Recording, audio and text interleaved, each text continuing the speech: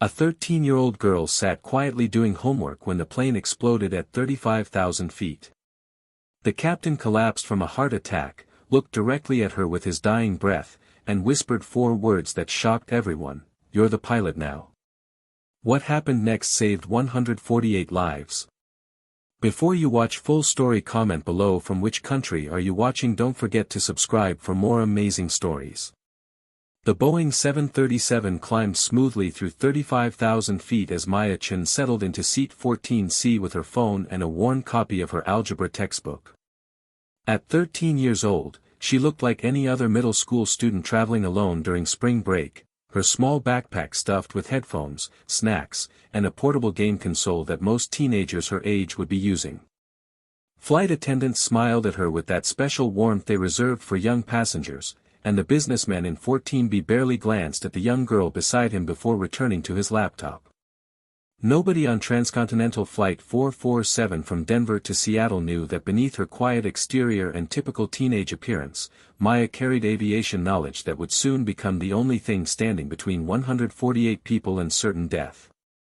Maya had learned to hide her obsession with aviation after too many awkward conversations with other kids her age who could not understand why she spent hours studying flight manuals instead of posting on social media or watching trending videos. Her mother worried that she spent too much time with flight simulation programs, thinking they were just video games when they were actually professional-grade training software that Maya had learned to use with expert precision. The flight attendant checking seatbelts paused at Maya's row with a gentle smile, speaking in that simplified tone adults used with young teenagers. "Is this your first time flying alone, sweetie? The captain says we should have smooth flying all the way to Seattle. Would you like some orange juice once we reach cruising altitude?"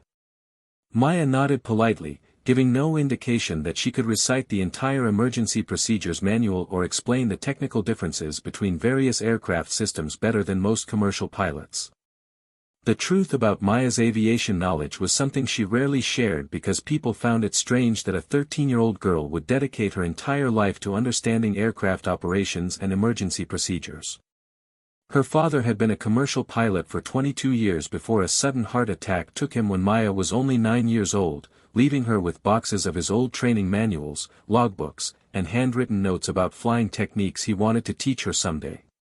In the 4 years since his death, Maya had read every single manual cover to cover, memorizing emergency protocols and aircraft systems with the same intensity other kids her age dedicated to video games or sports.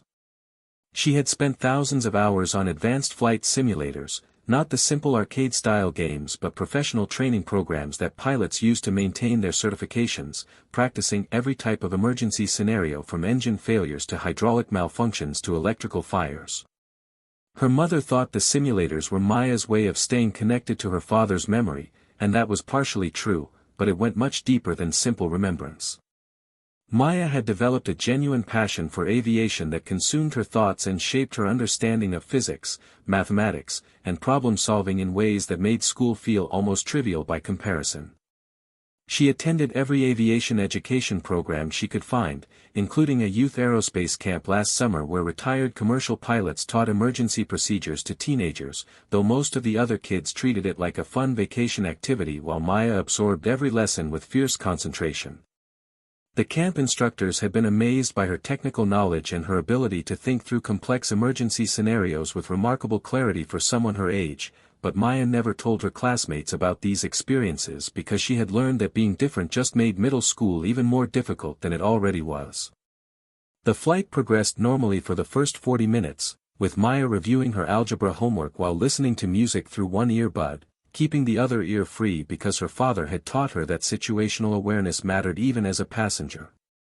She noticed small details that most travelers missed, like the subtle change in engine tone when the pilots adjusted thrust settings and the slight vibration that indicated they had encountered some minor turbulence that would clear up shortly.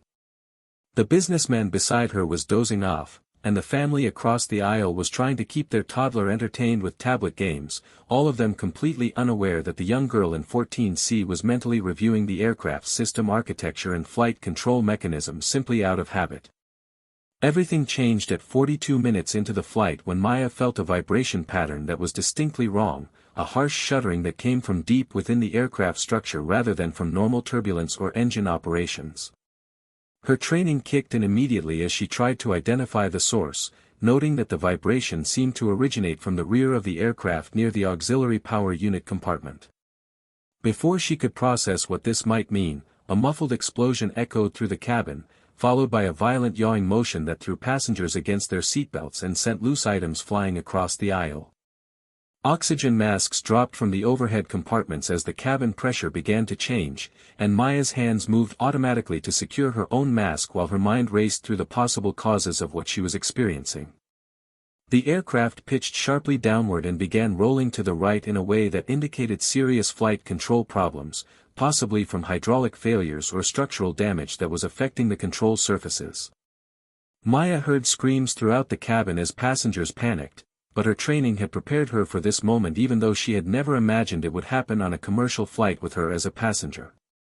She could feel the pilots fighting to regain control through the erratic movements of the aircraft, knowing that they were probably dealing with multiple system failures simultaneously while trying to assess the damage and run through emergency checklists at the same time. Through her oxygen mask, Maya heard the lead flight attendant's voice over the public address system, trying to maintain calm despite the obvious terror in her tone. "Ladies and gentlemen, we are experiencing technical difficulties.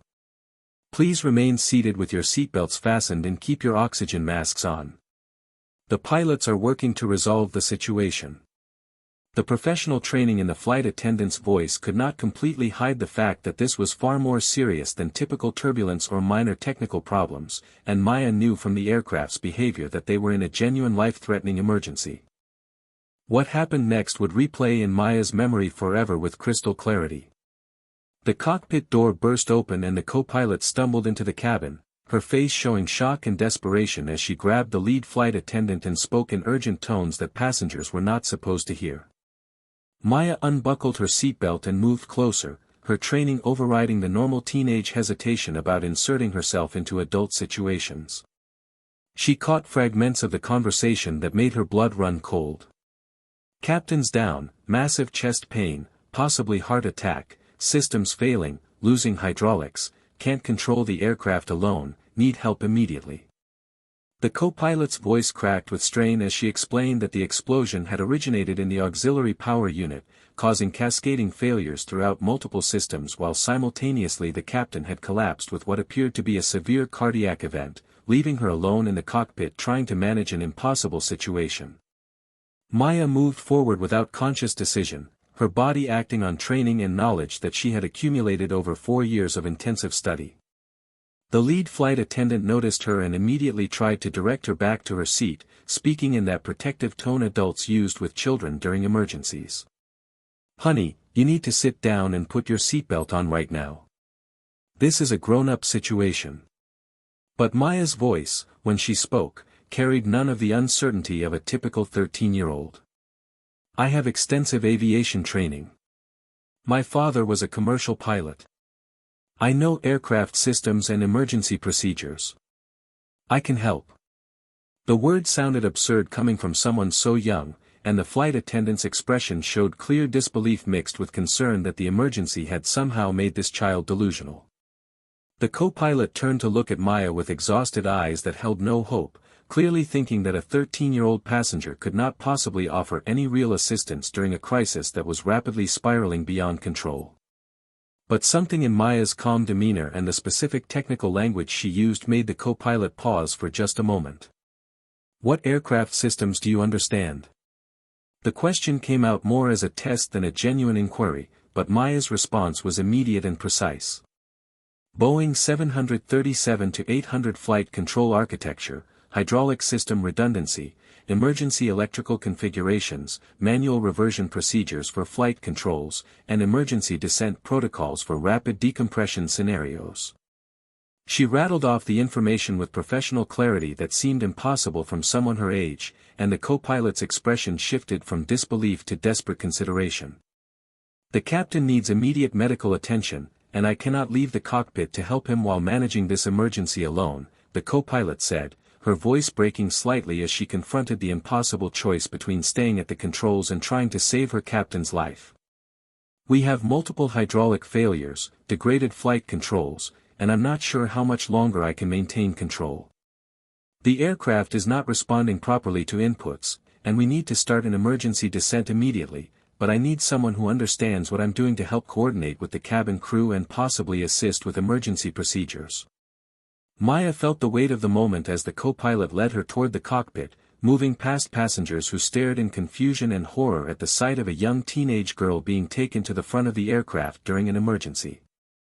Inside the cockpit, Maya saw Captain Richard Morrison slumped in his seat, his face gray and covered in sweat as he clutched his chest with labored breathing that indicated a serious cardiac event. The captain was a veteran pilot with 28 years of experience, and seeing him incapacitated drove home the severity of their situation in a way that all the shaking and alarms could not match. The captain's eyes found Maya as she entered the cockpit, and she saw a flicker of recognition pass across his face as he struggled to speak. His hand trembled as he pointed weakly at the passenger manifest display that showed brief notes about travelers requiring special assistance, and Maya realized with shock that her aviation camp participation last summer must have been flagged in the system as a youth education program, giving him some context about her background. His breath came in ragged gasps as he forced out words that would change everything. "Flight systems, you understand?" Maya nodded, moving closer to hear him over the alarms and the roar of the damaged aircraft. "Need someone, pilot training, help coordinate." His words were fragmented by pain and oxygen deprivation, but his meaning was clear enough. The captain's hand reached out and gripped Maya's wrist with surprising strength for someone in his condition, and his eyes locked onto hers with desperate intensity. "You're the pilot now," he whispered, each word costing him enormous effort as he transferred command to a 13-year-old girl because he recognized that her knowledge, regardless of her age, represented their best chance for survival. "Help her fly, trust your training, save my passengers." The words came out barely above a whisper, but they carried the weight of absolute authority from a dying captain who was using his last conscious moments to make a decision that would sound insane to any outside observer. Captain Morrison's grip relaxed as he lost consciousness, his hand falling away as the medical emergency took him completely, leaving Maya standing in a cockpit that was screaming with warnings and alarms while a co-pilot she had never met looked at her with a mixture of hope and terror. First Officer Jennifer Park was only 31 years old with 6 years of commercial flying experience, and Maya could see that she was on the edge of being completely overwhelmed by the cascading emergency that was quickly exceeding her ability to manage alone. "I need you in the captain's seat," Jennifer said, her voice shaking but determined. "I know you're only 13, but if you really understand these systems like you said, I need your help right now or we're all going to die." Maya moved to the captain's seat with her heart pounding so hard she thought it might burst through her chest, but her hands were steady as she settled into position and began scanning the instruments and displays with trained precision. The situation was worse than she had imagined. They had lost 2 of 3 hydraulic systems, had significant electrical damage affecting flight control computers, and were experiencing asymmetric thrust from the engines that was making the aircraft want to yaw continuously to the right. The primary flight displays showed they were in a descent that was steeper than optimal, and the terrain warning system was beginning to show caution alerts about their altitude relative to the mountain ranges below them. "What do you need me to do?" Maya asked, her voice surprisingly calm despite the terror coursing through her body as she confronted the reality that 148 lives now depended on her ability to apply theoretical knowledge she had never tested in a real aircraft. Jennifer glanced at her with exhausted gratitude and began explaining their situation in technical terms that she would never have used with a typical 13-year-old passenger. "We need to stabilize our descent rate and heading while I work through the emergency checklists for the hydraulic failures. I need you to help me monitor the systems and call out critical information so I can focus on flying. Can you read the hydraulic system status and tell me which pumps we still have operational?" Maya's eyes found the hydraulic system display, and her training allowed her to interpret the complex information instantly despite never having seen it in this exact configuration before. Hydraulic System A is completely failed, System B is operating at reduced pressure with fluctuating readings that suggest possible contamination or line damage, and System C appears functional but showing higher than normal temperature which might indicate it's compensating for the lost systems. Her analysis was exactly what Jennifer needed, delivered with professional clarity that helped cut through the confusion and fear that threatened to overwhelm them both. For the next 12 minutes, Maya became an extension of the co-pilot's awareness, calling out system statuses, monitoring critical parameters, and helping Jennifer maintain situational awareness while she fought to control the crippled aircraft. Maya remembered every lesson her father had taught her about crew resource management and how pilots needed to communicate clearly during emergencies, so she forced herself to speak in concise, professional terms even though part of her mind was screaming with fear about the enormous responsibility she had accepted. Altitude 6,000 feet and descending, rate of descent 800 feet per minute, heading 270 degrees, airspeed 190 knots. The numbers flowed from her lips automatically as she scanned the instruments, providing Jennifer with the information she needed without cluttering the communication with unnecessary words. Jennifer was working the flight controls with both hands, compensating for the asymmetric thrust and degraded hydraulic response that made every input require careful calibration to avoid over-controlling the aircraft. "We need to find a place to land immediately," she said through gritted teeth as she fought a particularly violent emotion that threatened to roll them into an uncontrollable spin.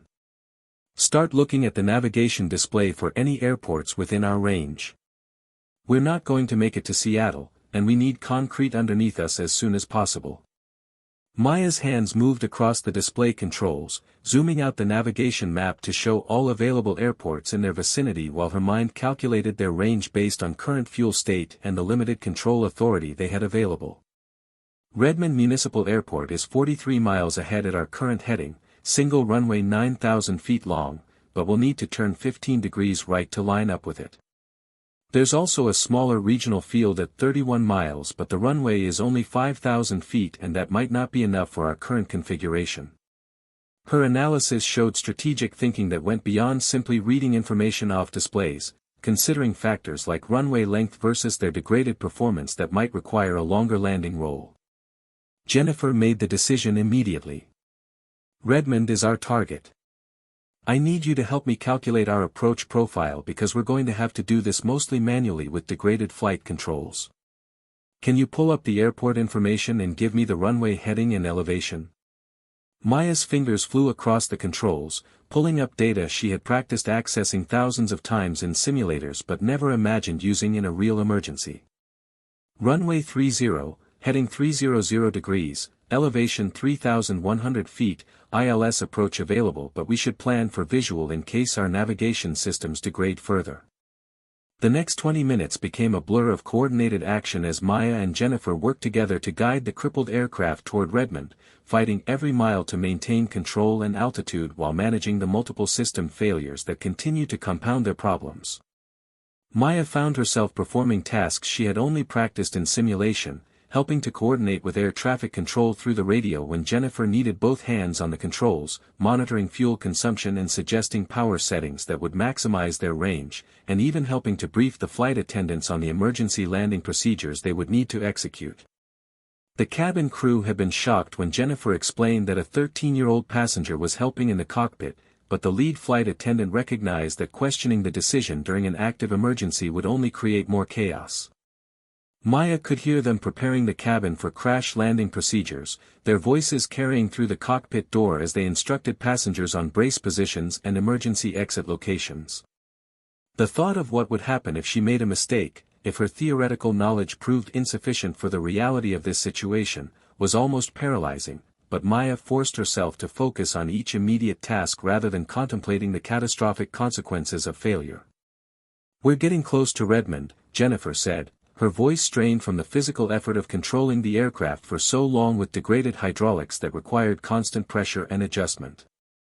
"I need you to call out our altitude and distance to the runway every 500 feet as we descend. We're going to intercept the final approach at about 2,000 feet above the runway elevation, and then it's going to get very intense because I'll need to manually control our descent rate without reliable automation." Maya acknowledged the instruction and began calling out the information with mechanical precision as they descended through cloud layers toward the airport below. Altitude 5,500 feet, distance to runway 12 miles. Altitude 5,000 feet, distance 11 miles.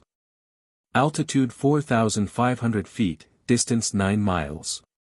Her voice remained steady even as turbulence from the mountain terrain threw them around and made the instruments dance in ways that would have been terrifying if she allowed herself to think about it.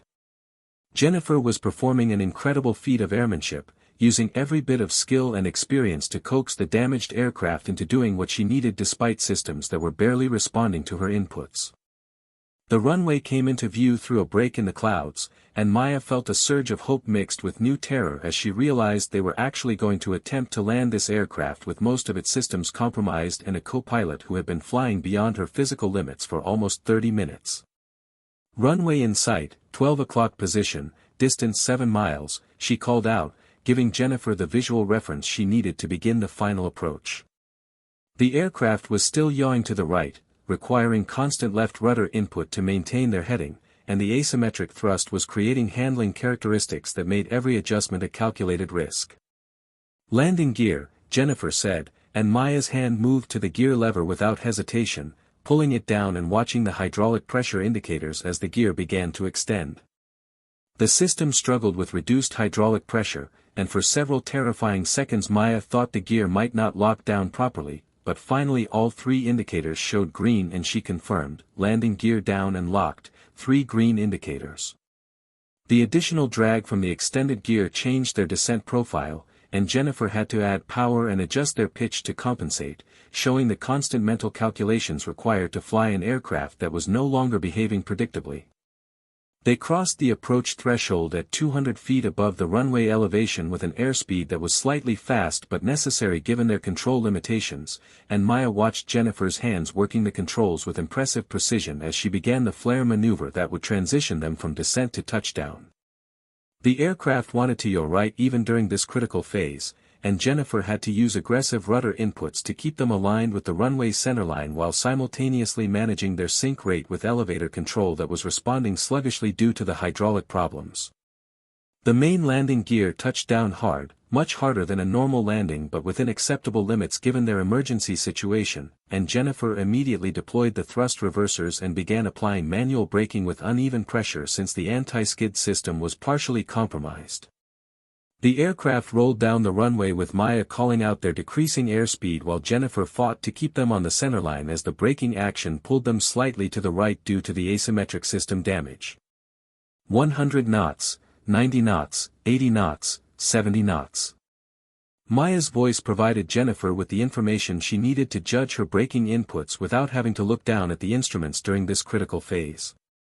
When the aircraft finally rolled to a complete stop about 2,000 feet from the end of the runway, Maya felt like she could finally breathe again after holding her breath for the past hour. Jennifer immediately shut down the engines and began securing the aircraft while Maya helped run through the shutdown checklist items she could reach from the captain's seat. The emergency vehicles were already racing toward them with lights flashing, and Maya could see the relief on Jennifer's face as she realized they had actually survived what should have been an unsurvivable emergency. "You saved us," Jennifer said, turning to look at Maya with tears streaming down her face as the adrenaline crash began to hit both of them. "That 13-year-old girl just helped save 148 people. I couldn't have done this alone." When the captain said, "You're the pilot now," I thought he was delirious, but he knew. Somehow he knew you had the knowledge and the composure to help me through this. She reached over and pulled Maya into a tight embrace while both of them shook with the delayed reaction to what they had just experienced. The evacuation proceeded smoothly once the aircraft was secured, with passengers using the emergency slides to exit onto the runway where medical personnel and emergency responders were already waiting. Captain Morrison was rushed to the hospital in critical condition, his heart attack having been severe enough that the doctors later said he likely would not have survived more than another 10 minutes without treatment. The fact that he had used his last conscious moments to recognize Maya's capabilities and transfer command to her probably saved every life on that aircraft, a decision that would be analyzed and debated in aviation circles for years to come. Maya's mother arrived at the airport 6 hours later, having driven from Seattle in a state of panic after receiving notification about the emergency landing. She found her daughter wrapped in a blanket in the airport terminal, surrounded by airline representatives and investigators who were trying to understand exactly what had happened in that cockpit.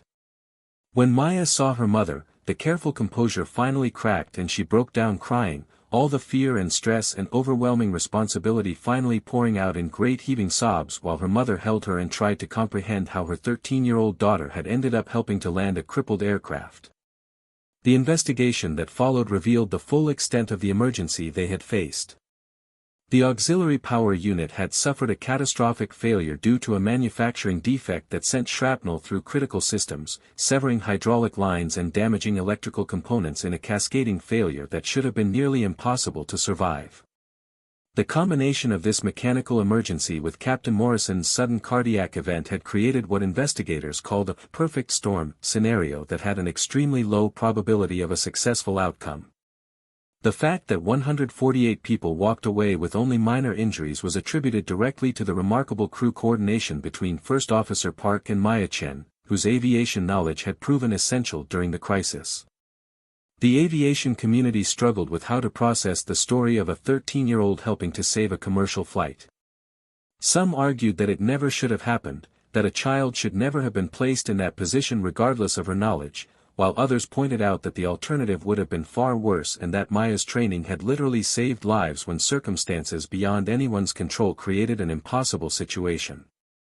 Flight schools and aviation educators began discussing how to better recognize and nurture young people with genuine aviation aptitude, acknowledging that Maya represented something exceptional that the industry had not known how to handle. Maya herself struggled with the aftermath, uncomfortable with the media attention and the way people treated her differently once they knew what she had done. She returned to middle school 3 weeks later and found that her classmates now viewed her as some kind of celebrity, which made the social dynamics even more complicated than before.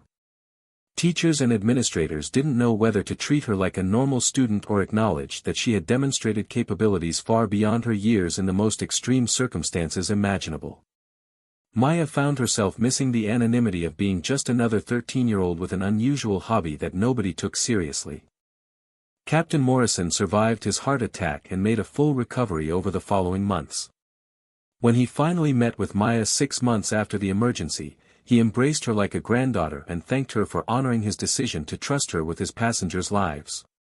"I saw your name on the manifest with a note about aviation education participation, and something told me you were more than just a kid with a casual interest in flying," he explained. "When everything went wrong simultaneously, I had maybe 30 seconds of consciousness left, and I knew Jennifer needed help that exceeded what any flight attendant could provide. Giving command to a 13-year-old was the craziest decision I ever made, but it was also the only decision that made sense in that moment." His voice broke with emotion as he continued, "You honored your father's memory by using everything he taught you to save lives when it mattered most." First Officer Jennifer Park credited Maya's help as the reason she was able to maintain her composure during the emergency. "Having someone who understood the systems and could help me maintain situational awareness made all the difference between success and disaster," she told investigators. Yes, she was only 13, but her knowledge was real and her help was invaluable. She communicated clearly, made sound judgments, and never panicked even when every alarm in the cockpit was screaming and we were fighting for our lives. Age became irrelevant when we needed competence and she delivered it. The Federal Aviation Administration conducted extensive reviews of how the emergency was handled and concluded that while the situation was extraordinarily unusual, the outcome justified the unconventional crew coordination that had occurred. They recommended updates to training programs to emphasize that expertise could come from unexpected sources and that effective crew resource management meant using all available resources regardless of where they came from. Maya's story became a case study in aviation training programs worldwide, highlighting the importance of recognizing capability over assumptions and the value of comprehensive aviation education even for young people. Maya continued her aviation education with even greater intensity after the emergency, knowing now that her knowledge was not just theoretical but had proven itself under the most extreme circumstances imaginable. She enrolled in formal flight training as soon as she turned 14, beginning the journey toward earning her pilot certificate with an understanding of emergency procedures that most pilots never acquire even after decades of flying. The simulation hours that had once been her private connection to her father's memory had been validated in the most dramatic way possible, proving that his lessons had prepared her for challenges he could never have imagined. Her mother watched her daughter grow into her aviation identity with mixed feelings of pride and lingering fear about what had happened on Flight 447. She understood now that Maya's obsession with aviation was not just a phase or a coping mechanism but a genuine calling that had manifested in the most extraordinary way possible. She supported Maya's continued training while also making sure she maintained balance with normal teenage activities and social connections, recognizing that her daughter needed to be both the skilled aviator and the ordinary teenager navigating middle school challenges. The passengers from Flight 447 organized a reunion 1 year after the emergency landing, bringing together many of the 148 people who owed their lives to the unlikely combination of a skilled first officer and a 13-year-old girl with hidden aviation expertise. Maya attended reluctantly, still uncomfortable with being treated as a hero when she felt she had simply applied knowledge that anyone with proper training could have used. But seeing the families who were still together, the children who were growing up, and the lives that continued because of what happened that day helped her understand the magnitude of what had been accomplished. The businessman who had sat next to her in seat 14B shook her hand with tears in his eyes and introduced her to his 2 daughters who were nearly her age. "You gave me the chance to see them grow up," he said simply. "You were just a kid sitting next to me doing homework, and I never imagined you would save my life a few minutes later." His words echoed the sentiments of dozens of other passengers who approached Maya throughout the evening, each one expressing gratitude that seemed both overwhelming and humbling in ways she was still learning to process. Maya's story spread beyond the aviation community and became part of larger conversations about how society views young people's capabilities and the importance of comprehensive education in specialized fields. Her case demonstrated that age was not always an accurate predictor of competence and that dedication and proper training could produce expertise at younger ages than many people assumed possible. Aviation programs around the world saw increased interest from teenagers inspired by Maya's story, eager to prove that young people could contribute meaningfully to complex technical fields when given proper opportunities and education. As Maya moved through her teenage years toward adulthood, the emergency on Flight 447 remained a defining moment that shaped her understanding of responsibility, capability, and the unexpected ways that preparation meets opportunity. She never sought recognition for what happened that day, preferring to let her continued development as an aviator speak for itself as she worked toward her dream of becoming a commercial pilot like her father. The captain's dying words, "You're the pilot now," had transferred more than just temporary command of an aircraft in crisis. They had validated everything Maya had learned, honored her father's teaching, and proven that sometimes the most unlikely person in the most unlikely circumstances becomes exactly who everyone needs them to be. The months following the emergency brought unexpected challenges that tested Maya in ways the crisis itself had not. Therapists and counselors warned her mother about potential post-traumatic stress that could manifest in nightmares, anxiety, or fear of flying, but Maya experienced none of these reactions. Instead, she felt a profound sense of purpose and clarity about her future that seemed to worry the professionals even more than trauma symptoms would have. They questioned whether her calm acceptance of what had happened indicated some form of emotional suppression or denial, but Maya knew the truth was simpler than their complex psychological theories. She had done what needed to be done using skills she had worked years to develop, and the successful outcome validated rather than traumatized her understanding of aviation and emergency response. Her relationship with Jennifer Park evolved into something resembling mentorship mixed with genuine friendship despite their age difference. Jennifer visited Maya several times during that first year, bringing technical aviation materials and sharing stories from her own career that helped Maya understand the realities of professional flying beyond the emergency procedures and crisis management.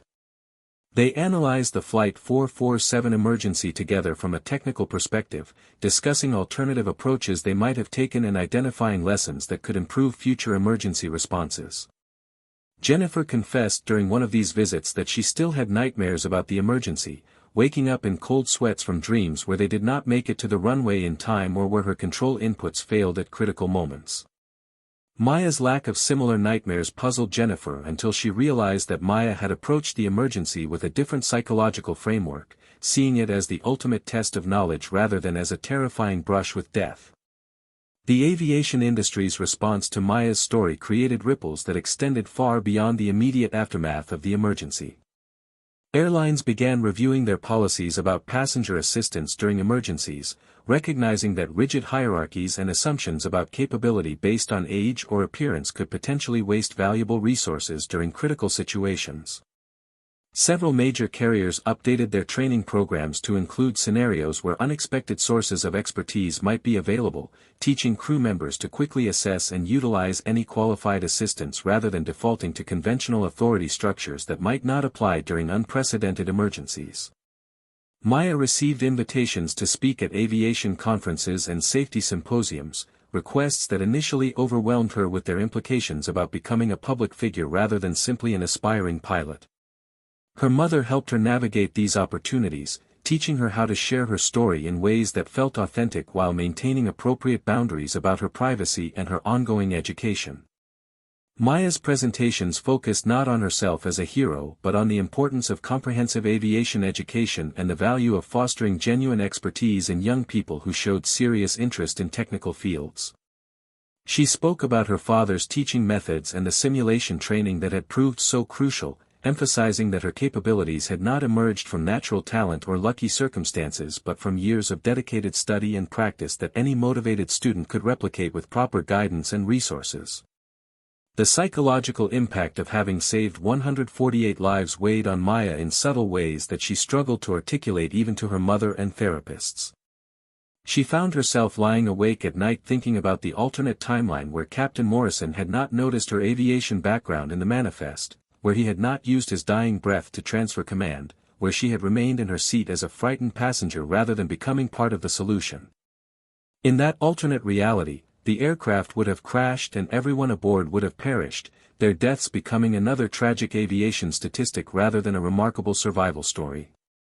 The knowledge that such a thin margin had separated catastrophe from survival haunted her in ways that the actual emergency had not, making her acutely aware of how fragile life could be and how random circumstances could determine who lived and who died. She became protective of the families she had helped save, feeling a strange sense of responsibility for their continued well-being that had nothing to do with rational thought and everything to do with having played a role in preserving their existence. When she learned that the toddler from seat 15D had started kindergarten, or that the businessman from 14B had attended his daughter's graduation, or that an elderly couple from the rear cabin had celebrated their 50th anniversary, Maya felt profound relief mixed with an emotion she could not quite name.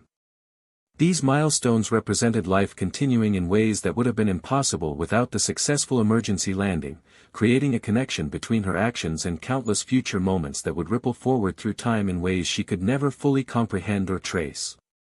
Her father's old training manuals took on new significance after the emergency, becoming almost sacred texts that represented the bridge between his teaching and her survival. Maya could remember sitting with him as a young child while he explained basic aerodynamic principles, having no idea that she was absorbing information that would one day save lives during a crisis he could never have predicted. She wondered sometimes whether he would have been proud or terrified if he had known how thoroughly she would apply his lessons, whether he would have continued teaching her with such dedication if he had understood the weight of responsibility that knowledge would eventually place on her young shoulders. The question remained unanswerable, but Maya chose to believe that he would have been proud, that he would have understood that giving her these tools had enabled her to face the impossible and emerge successful. The technical investigation into the auxiliary power unit failure revealed manufacturing defects that had existed in multiple aircraft, leading to an immediate grounding of similar units worldwide and preventing potential future catastrophes that might have resulted from the same flaw. Maya found dark comfort in knowing that the emergency she had helped survive had contributed to identifying and correcting a problem that could have claimed many more lives in subsequent failures. The lives saved extended beyond the 148 people on Flight 447 to include countless unknown passengers on future flights who would never know how close they had come to experiencing similar emergencies. Maya's return to middle school had been complicated by the clash between her extraordinary experience and the mundane concerns of typical teenage life. Her classmates treated her with a mixture of awe and discomfort, unsure how to reconcile the news coverage showing her helping to land an aircraft with the quiet girl they had known who kept to herself and rarely participated in social activities. Teachers found themselves uncertain about how to maintain normal academic expectations for someone who had demonstrated real-world problem-solving skills that exceeded anything their curriculum could test or measure. Maya navigated these awkward dynamics by compartmentalizing her identity, becoming skilled at separating the person who had helped save a commercial flight from the ordinary student who completed homework assignments and participated in class discussions. The experience fundamentally changed how Maya viewed authority and expertise in all aspects of her life. Having been trusted with life-or-death decisions at 13, she found it difficult to accept arbitrary rules or defer to authority figures whose expertise seemed questionable compared to the genuine knowledge she had witnessed in aviation professionals. This created friction with teachers and administrators who expected compliance based on their positions rather than demonstrated competence, leading to conversations where Maya's mother had to explain that her daughter's perspective had been altered by circumstances that made conventional authority structures seem less compelling than they once had. Maya learned to choose her battles carefully, recognizing that challenging every instance of questionable authority would make her life unnecessarily difficult while accepting that she could no longer blindly follow rules that seemed to serve bureaucratic convenience rather than genuine purpose. The legacy of Flight 447 lived on in changed aviation training protocols, in families who remained together, and in a young woman who learned at 13 years old that knowledge applied with courage and composure could save lives when systems failed and emergencies exceeded every reasonable expectation. Maya Chen's name became synonymous with the idea that expertise deserved respect regardless of age, and that sometimes the greatest heroes were the ones nobody expected, sitting quietly in the background until the moment arrived when hidden capabilities became the difference between catastrophe and survival. She had been the pilot when it mattered most, and 148 people were alive because a dying captain recognized what others had overlooked and trusted a 13-year-old girl to help save them all. The weight of that trust, the validation of her years of study, and the responsibility of having proven that young people could rise to impossible challenges when properly prepared would shape every decision Maya made for the rest of her life, transforming her from a girl who studied aviation in secret to a symbol of what dedication and genuine expertise could accomplish when circumstances demanded everything and accepted nothing less than excellence.